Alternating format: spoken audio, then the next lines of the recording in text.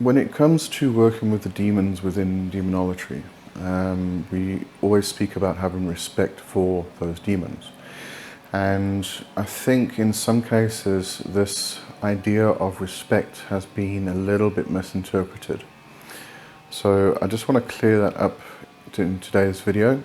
So let's get into that.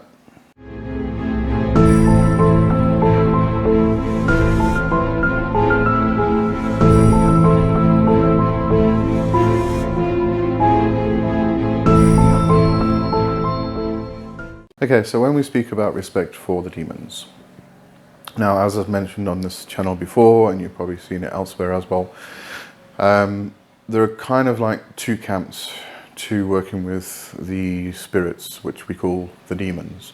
And the one is the ceremonial magic approach, which usually works with the grimoires, and that often comes with the trapping and the binding and the threatening and everything else that comes with those grimoires, which are very much we can say Christian based. And the other camp is the demonolators, like myself, who actually have respect for these spirits. And I feel it's necessary to have respect for them because they're ancient, they are powerful, and if we don't have respect for them, we're not going to get respect back. And that usually, or quite often, results in some kind of retaliation. If you're going to threaten and bind and kick around a spirit, it's going to kick back at some stage.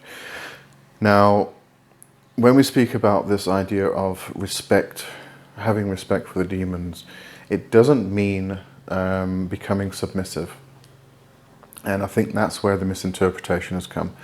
Because we're working with spirits which are powerful, which are, they are ancient, and they are considered a lot bigger than we are, then I feel a lot of people think that because of that, they should become submissive to the spirit.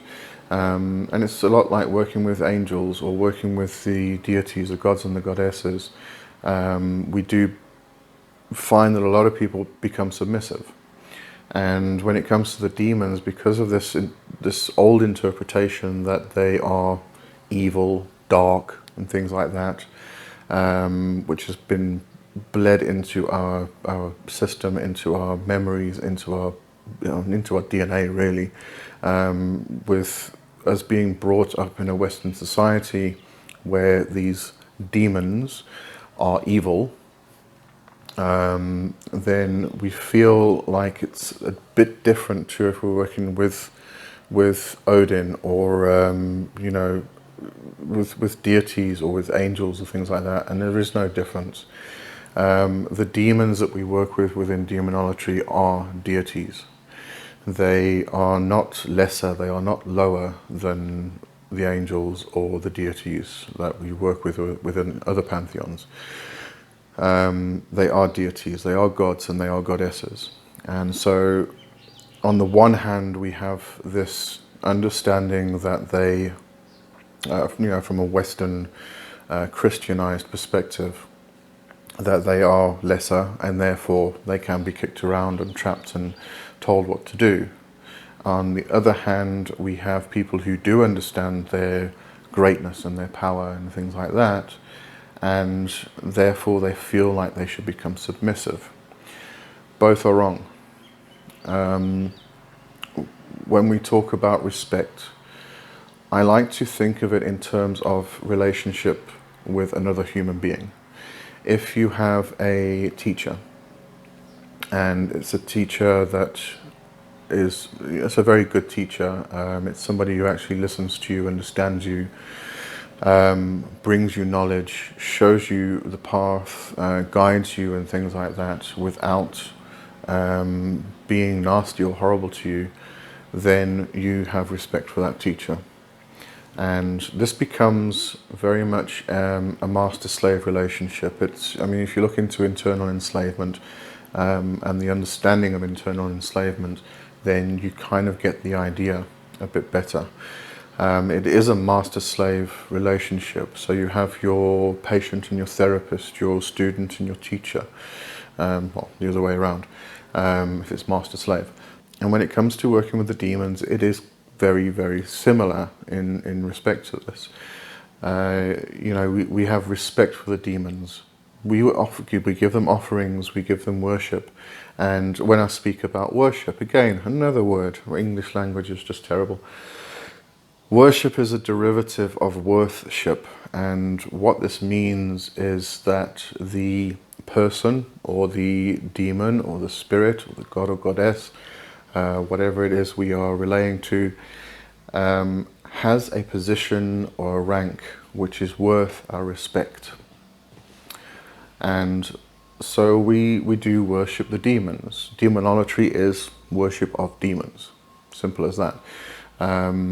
But again, when people think of worship, they think that it's falling on your hands and knees and praying to this deity and being submissive to it and saying, oh, please, I am your servant and I will do whatever you want and everything else. The demons don't like that. They want some backbone, they want some spine, they want you to stand up for yourself. And if you can't do that, you can't progress in life. You're going to remain in one position and be stagnant, because when you go to a demon for teaching, or you go to a demon to actually help you through life and, make yourself a better human being, then you need to be able to have that backbone and stand up for yourself. Because otherwise you're not going to actually progress. So when it comes to respect, again, in relationship to another human being, if we speak about respect, if you respect somebody, they respect you back.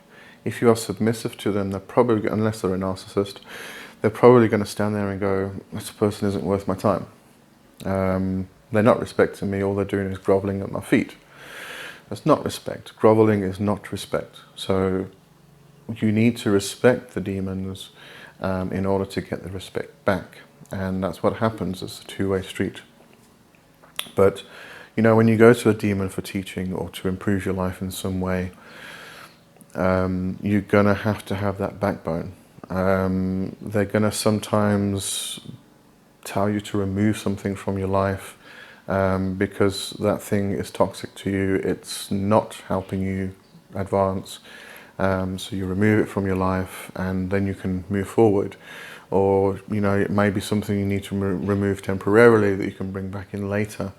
But there's just that period where you need to actually just pull yourself back and out of society or out of a certain position that you're in order to examine, in order to change, to transmute, to mold your being into something else. And then you can insert yourself back again, because you're a different person, you have a different perspective, you have a different view on everything. So, they're probably going to ask you to do some things that you don't really want to do, because it can be a bit painful sometimes, but it's only to help you. And sometimes they're going to be abrupt with you, sometimes they're going to be direct with you, sometimes they may even be a bit pissed off with you, especially if you haven't got any backbone. They can't help you if you're not going to stand up for yourself. And sometimes they're going to test you in that manner. They're going to test you to see if you can actually stand up and say, I'm sorry, this is not working. This is not how things should be. I'm not doing this.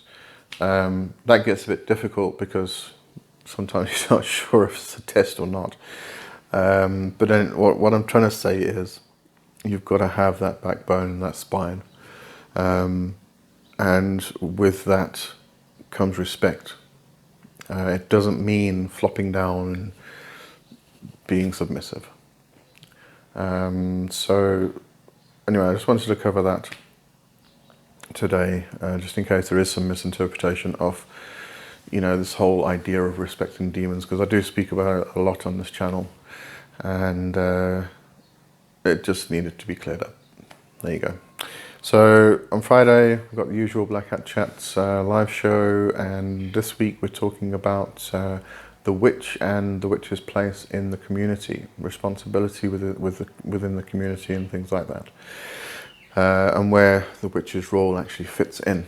because you know, on the one hand we've got the witch, which is a loner. On the other hand, the witch is a supporter of the community, really. So anyway, we'll get into that on Friday. Hope to see everybody there, and cheers. Have a great week.